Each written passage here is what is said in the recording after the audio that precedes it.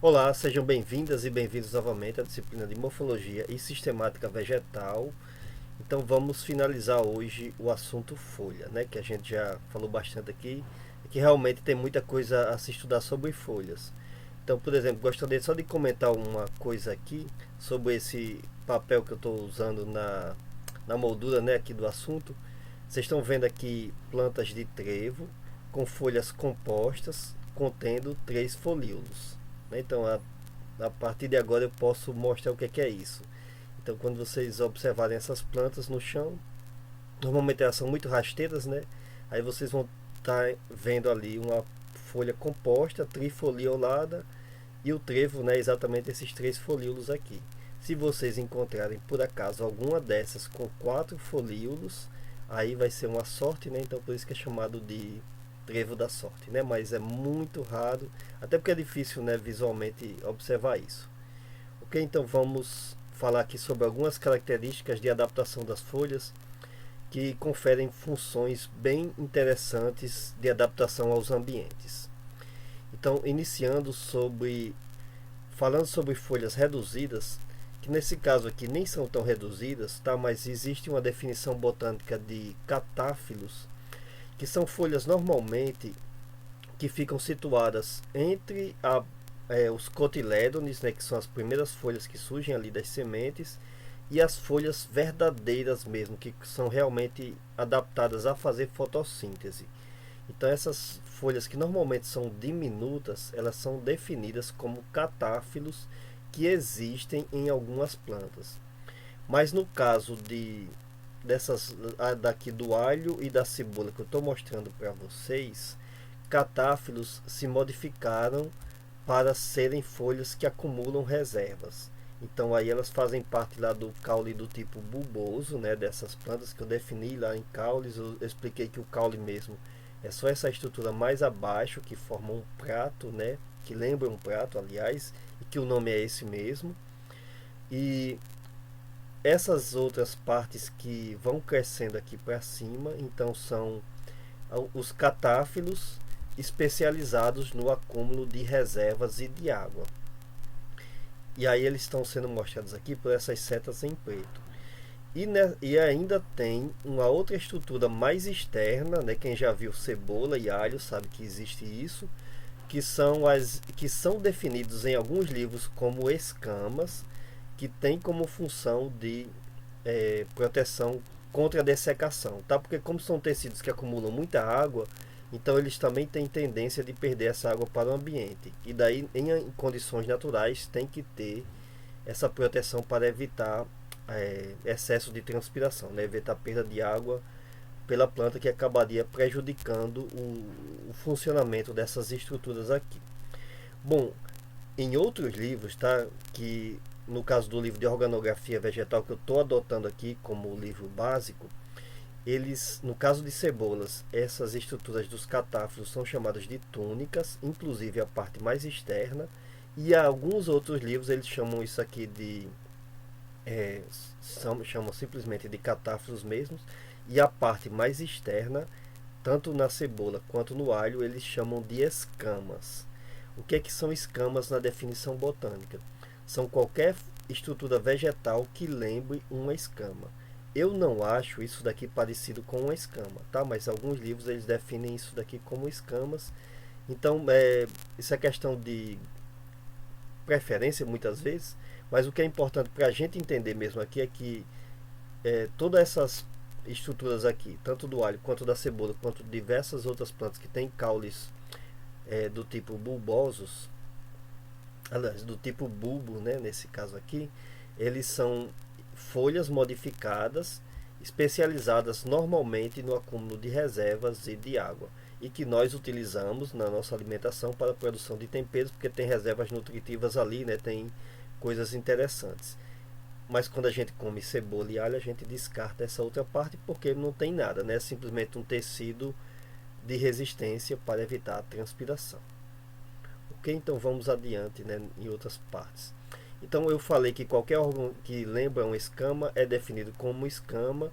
Então eu estou mostrando aqui um detalhe de uma estrutura do. Aliás, um detalhe do rizoma da espada de São Jorge. Então a gente observa muitas folhas acima, né? Essa planta ela estava enterrada no solo até mais ou menos aqui nessa região, né? Deixa eu só mudar aqui a cor para...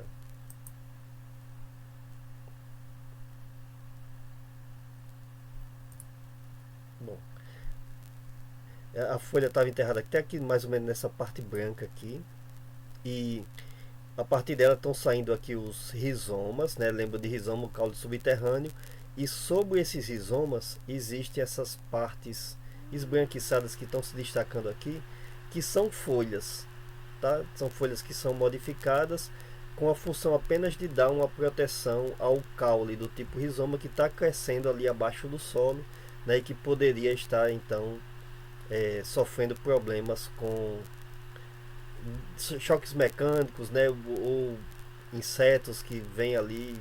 Então é uma proteção, né, para o caule que fica abaixo do solo. E ele vai chegar num determinado local que ele vai se ramificar e vai produzir as folhas mesmo especializadas na fotossíntese, que são essas que ficam aqui acima do solo, por isso que elas ficam verdes.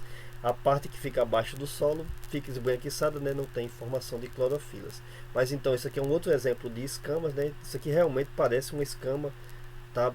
Elas ficam recobrindo aqui a estrutura do rizoma. Bom, cotilédones. Não tem muita dificuldade, né? Provavelmente vocês já observaram isso. Isso aqui são plantinhas de coentro germinando. Os cotilédones são essas primeiras folhas que surgem aqui, que inclusive a tendência é que elas tenham uma morfologia diferente da folha verdadeira, né, que vai surgindo depois. No coentro isso é muito claro, né, a diferença morfológica entre elas. E normalmente o cotilédon dele é um pouco mais espesso, porque ele já está pré-formado nas sementes. Tá? E daí a gente vai ter grupos de plantas definidos exatamente pelo número de cotilédones. Eu vou explicar isso com bem mais detalhe mais adiante na nossa disciplina. Mas basicamente são estruturas que existem para acúmulo de reservas em sementes, mas que a partir do momento em que a planta germina, elas acabam se desenvolvendo um pouco também, tá? Elas crescem, se expandem um pouco, inclusive acumulam pigmentos e toda a estrutura envolvida na fotossíntese, ou seja, além de acúmulo de reservas para o crescimento inicial da plântula, né, do embrião que estava na semente que se transforma em plântula, ela também passa a ter um papel na captura de energia luminosa, faz fotossíntese também. Só que é uma estrutura não especializada, não muito especializada em fotossíntese. Né? O que é especializado mesmo são as folhas verdadeiras que vão surgindo depois. Mas como ela consegue surgir, né, e já está com tecidos ali pré-formados, por que não aproveitar, né, inicialmente também para a captura da energia luminosa? Só que ao mesmo tempo que ela está fazendo fotossíntese, ela ainda está transportando as reservas nutritivas para a planta que está crescendo, né? A plantinha que está crescendo aqui. Vai chegar um ponto em que ela não vai ser mais necessária, porque a planta inclusive já vai ter produzido diversas folhas verdadeiras. Tá? Então os cotilédones são exatamente folhas, né, que estão pré-formadas nas sementes, que se desenvolvem, no caso de algumas plantas como o coentro, elas até se desenvolvem um pouco, mas tem outras que elas crescem muito pouco, né? Às vezes ficam até verdes, fazem um pouco de fotossíntese, mas não tem um desenvolvimento muito significativo, ok? Mas não é difícil, né? Com certeza vocês já observaram isso, né? Qualquer pessoa que trabalha com sementes ou com germinação já observou isso. Bom, isso aqui é uma outra estrutura que confunde bastante quando a gente observa plantas, que são as estruturas chamadas de ipsofilos, aliás, e que também são chamadas de bracteas. Tá?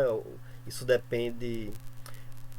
A estrutura é a mesma, né? A classificação depende do autor, depende do livro que vocês vão consultar, mas a estrutura é a mesma. Então, o que é que são isso, né? O que é que são bracteas ou o que é que são ipsofilos? Então, aqui eu estou mostrando a buganvília, tá? Aqui ela tem a flor verdadeira dela, é essa parte aqui, e ela tem essas três folhinhas aqui, né? Próximo a essa estrutura que contém também três flores. que tem coloração, né? Ou varia muito, né? De vermelho, rosa, branco, né? Então isso tem uma variedade muito grande dentro desse grupo de plantas. Mas e muitas vezes a gente confunde isso aqui com a flor, né? A gente acha que essa parte aqui que é colorida é a flor da planta. Mas a flor verdadeira é só essa parte, né, que está aqui em destaque. Você vê que tem uma flor completa, né, aqui nessa região. Essa outra estrutura é uma folha modificada. Tá? Que a função principal de brácteas é dar proteção às flores. Mas no caso aqui da buganvília, como tem coloração, ela também tem função de atrair polinizadores. Tá? Então tem polinizadores que enxergam exatamente, ao invés de estar enxergando a pétala da flor, que é muito reduzida, elas vão enxergar as brácteas, né, que são muito mais chamativas, e vão, né, polinizar essas flores que são menores aqui. Tá? Mas de forma geral, brácteas tem como função proteger flores, né? São folhas modificadas com essa função de proteção. Aqui eu tenho outros exemplos de brácteas, tá? Então isso aqui é bem parecido com o que existe na bananeira, tá? Então isso aqui é uma planta da mesma família, em que as flores estão surgindo aqui nessa parte, e ela tem então essa bráctea dando proteção. E como tem cor, né, serve também para atrair polinizadores. Aqui é um outro tipo de flor, tá? Que na verdade isso aqui não é uma flor em inflorescência, mas depois eu defino isso com bem calma mais adiante quando eu falar sobre flores.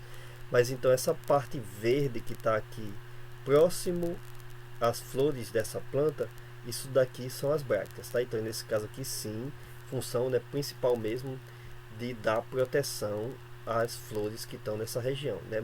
Formar uma estrutura de proteção. E é claro que como está verde faz um pouco de fotossíntese também, mas a função principal é proteger, né? Até porque elas têm folhas muito mais desenvolvidas, com muito mais especializadas na fotossíntese. Tá? Então, de forma geral, é essa a função. Então a gente encontra, por exemplo, isso muito também em palmeiras, né? Então aqui eu estou mostrando dois tipos de palmeiras. Aqui o coqueiro, né, à direita. Então o que é a bráctea, né?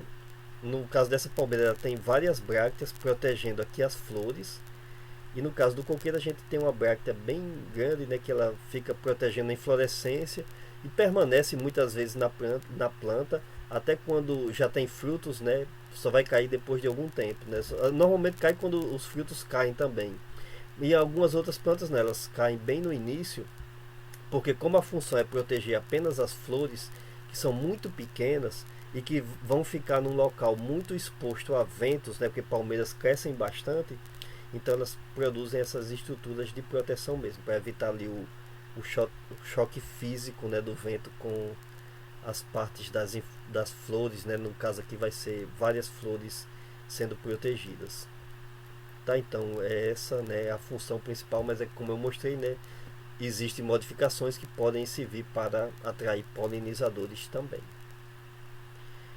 E além de brácteas, tem alguns livros que classificam um outro tipo de hipsofilo chamado de bracteola. Tá? Nem todos, tem alguns livros que chamam e definem isso. Tem alguns outros livros que simplesmente chamam tudo de bráctea. O que é bracteola? No caso dessa flor aqui, dessa plantinha, tá? Ela tem a bráctea, que é essa outra estrutura, né, está bem maior, essa daqui tem até o nome dela, né? Que parece com uma folha verdadeira mesmo, mas como ela está bem próximo à região que surge a flor, ela está tendo função principal de proteger mesmo essa estrutura. E após ela surge uma outra folha modificada também, né, só que de tamanho mais reduzido, que é a bracteola. Tá aqui essa partezinha aqui, nesse caso na foto que está à direita, a bráctea foi removida, tá? Tem só o local que ela foi retirada aqui, para dar um destaque da bracteola, tá? Que essa outra folhinha, né, modificada que surgiu aqui nesse ponto. Okay? Então dá para ver, né, aqui pela foto tranquilamente o que é isso. Aí depois vem uma outra estrutura chamada de sépala, mas eu não vou falar dela por enquanto, porque sépala faz parte das flores, e aí flores vai ser o assunto próximo da nossa disciplina, tá? Então por enquanto a gente fica só até bracteola né? E alguns livros nem chamam isso de bractelo, né? Chamam tudo de brácteas, né? De dois tipos diferentes. Estou só mostrando que às vezes vocês podem encontrar isso, tá? Mas aí a função é aquela definida, né? Proteger folhas, né? Dar uma estrutura adicional de proteção. Aliás, proteger flores, né? Dá uma estrutura adicional de proteção das flores, né? Ou contra herbívoros, ou contra danos físicos, né? Animais, ventos, né? E por aí vai. Bom, estípulas. Logo no começo eu falei de estípula, né? E aí eu falei que eu. E aí eu disse que eu ia definir depois, né? Muito melhor mais adiante. Então vamos lá. Estípulas são essas pequenas estruturas que ficam normalmente bem próximo à base das folhas, né? Ou elas tendo pecíolo ou não, algumas plantas elas produzem essas estruturas aqui, que no caso de algumas plantas elas até se destacam mais, né? Parecem até como se fossem folhas diminuídas, né? Aqui como essa foto à direita. Então, provavelmente isso é uma estrutura que vai sumindo com a evolução, né? No início era uma outra folha que tinha ali e que vai diminuindo de tamanho com o tempo. Isso é suposição, né? Não se tem certeza ainda, mas se sabe que algumas plantas apresentam elas ainda e às vezes de tamanho muito reduzido e às vezes até de um tamanho relativamente fácil, né? Que dá destaque para se observar. E no caso de plantas que têm folhas compostas, às vezes elas produzem uma estípula na folha composta também, próximo à base da folha composta. E aí ela recebe o nome de estipélula, tá? Só para diferenciar uma da outra. Mas isso não é difícil de se observar não. A gente observa em alguns grupos de plantas, em outros não, né? Então isso é muito importante muitas vezes para você reconhecer algumas famílias botânicas que vão ter, né? Podem confundir com algumas características, mas algumas vão ter ou não estípulas nas bases de suas folhas. E uma variação de estípula são as ócreas, que eu tinha falado também logo no início, né, do assunto folha, mas que o que é ócrea, né? Na verdade é simplesmente quando estípulas de duas folhas opostas elas se fundem, aí elas formam uma estrutura única. Aí essa estrutura única é chamada de ócrea, tá?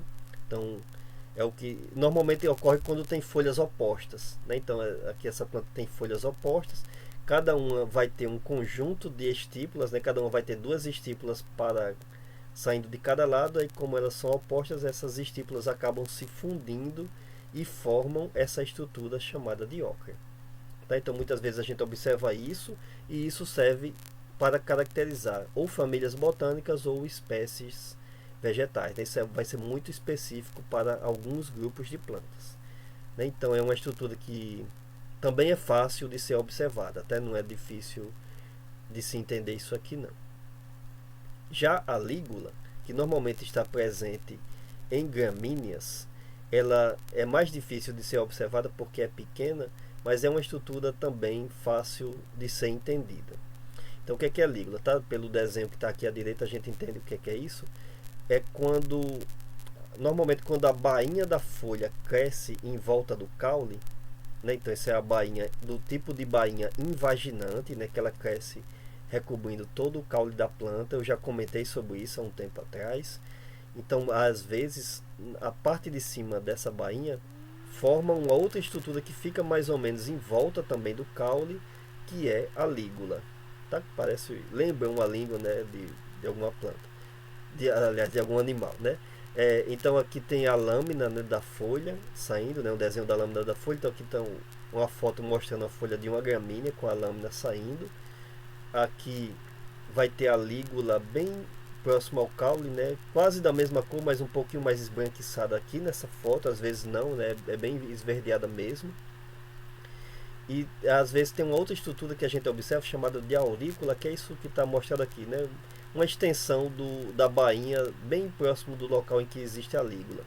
Aí normalmente contendo alguns pelos, tá? Que são chamados de tricomas também. E aqui tem a bainha, né, recobrindo o caule.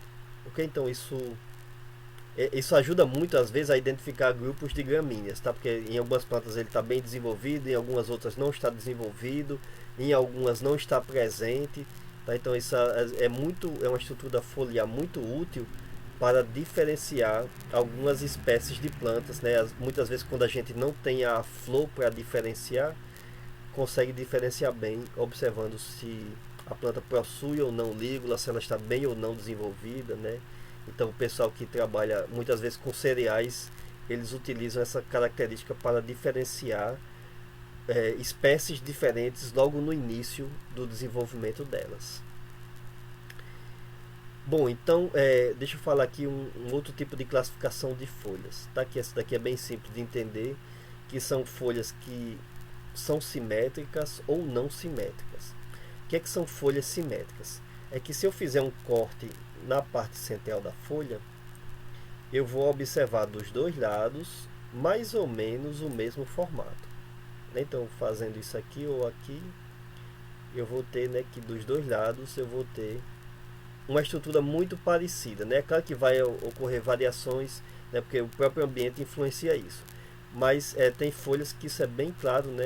No caso do maior grupo de plantas, elas possuem folhas simétricas, né? Que tem exatamente os dois lados de formato muito parecidos, né? Muito idênticos.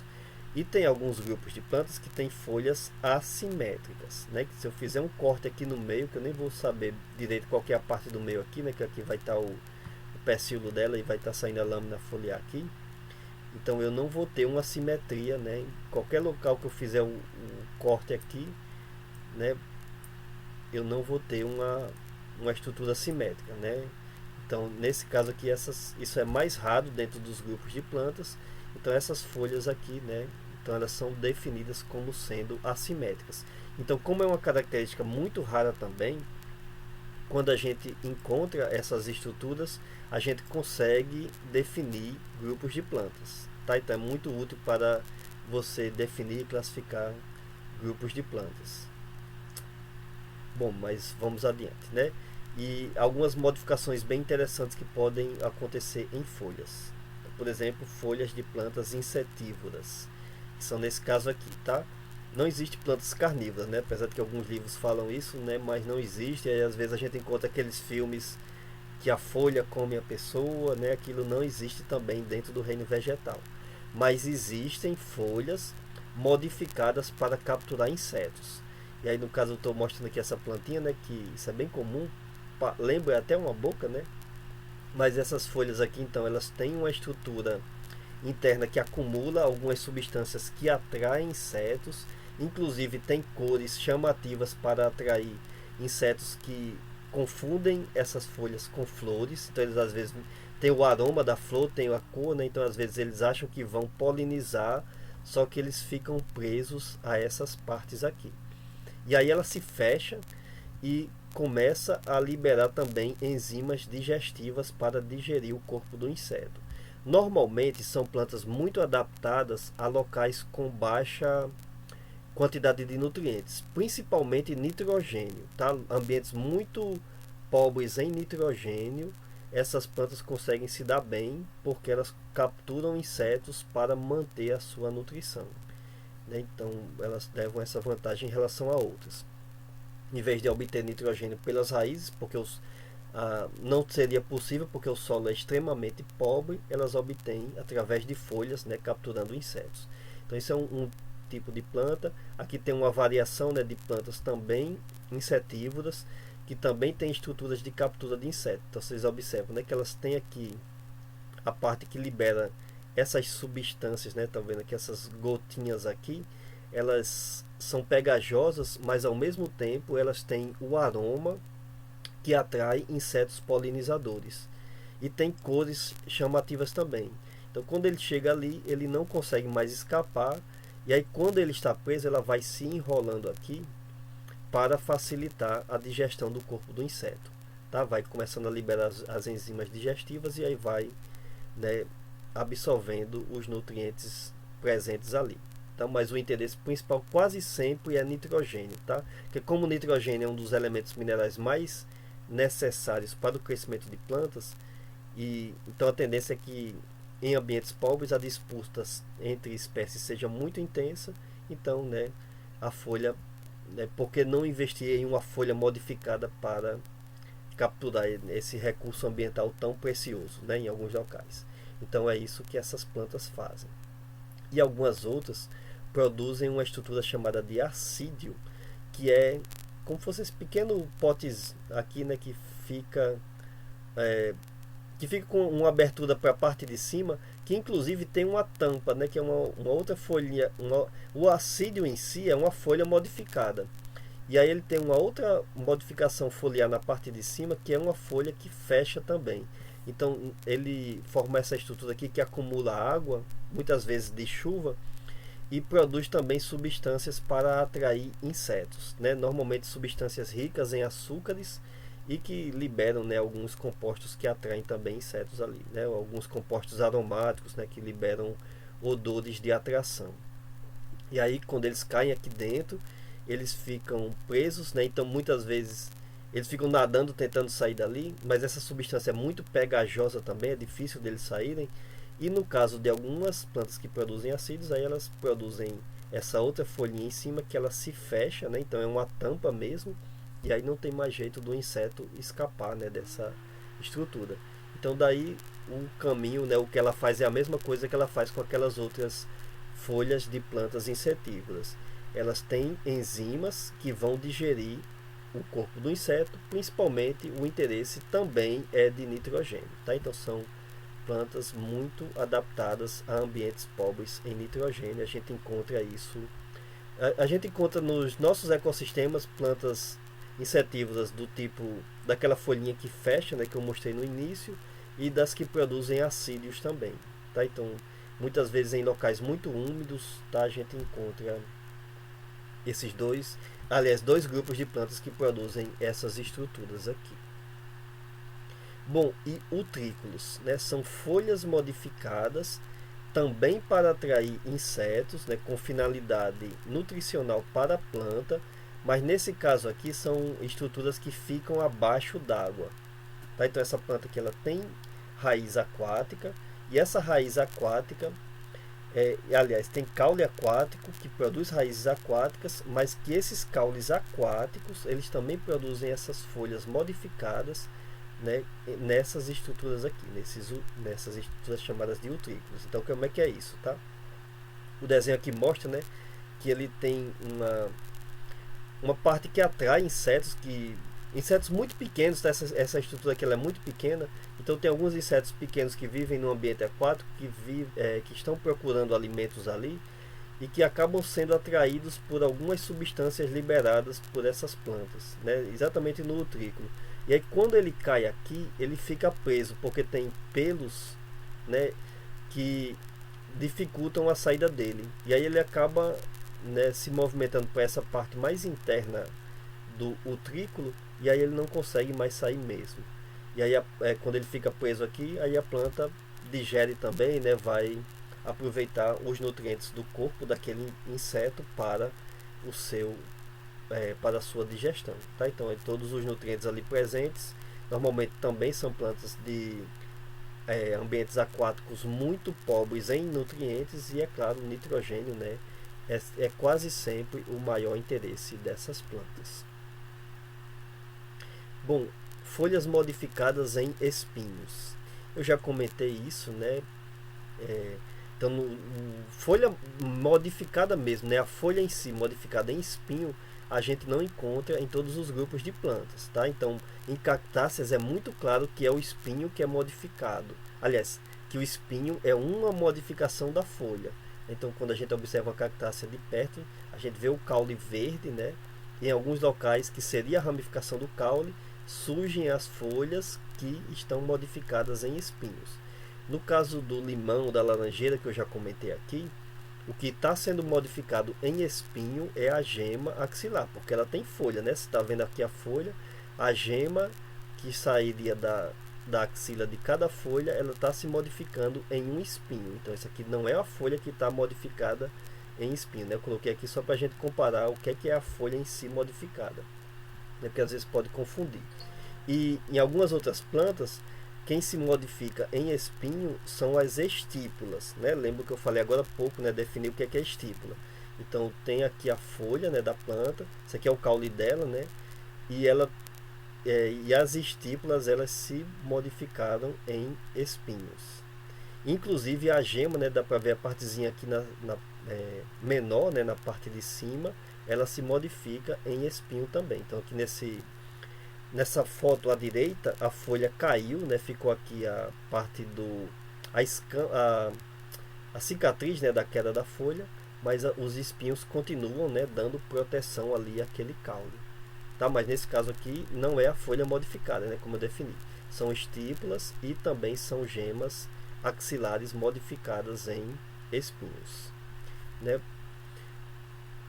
Bom, e gavinhas, né, eu já comentei, quando eu falei sobre caules, né, eu mostrei que em alguns caules do tipo trepador, para que eles consigam se apoiar melhor no local em que eles estão subindo, eles precisam de uma estrutura, né? E aí essa estrutura muitas vezes pode ser gavinhas, tá? Ou às vezes é o próprio caule que se enrosca, né? Eu já comentei isso. Mas no caso, muitas vezes eles vão produzir gavinhas, né? Que são folhas, tá? Gavinhas são sempre folhas ou são partes das folhas. Então nesse caso dessa planta, vocês estão vendo que tem uma folha aqui e que estão saindo duas gavinhas do lado. E essas gavinhas nada mais são do que que essa folha dessa planta, ela é como se fosse uma folha composta, né? Então, dois folíolos de cada lado se modificam em gavinhas e a folha continua e uma outra parte, né, do folíolo ele continua tendo desenvolvimento normal e vai servir para fazer fotossíntese, tá? Então aí tem a, a estrutura completa, né? Que a parte que vai se apoiar em algum local para essa planta crescer e tem a parte que vai fazer fotossíntese. Para algumas outras plantas é a folha inteira que se transforma em gavinha, tá? Ou algumas outras espécies é a parte da estípula que se transforma em gavinha, tá? Isso pode variar um pouco dentro dos grupos de plantas, mas normalmente, né, é, é uma estrutura da folha em si, tá? Que se modifica, né, e que vai, né, servir para dar apoio lá no crescimento do caule. Por isso que é um tipo de folha modificada também.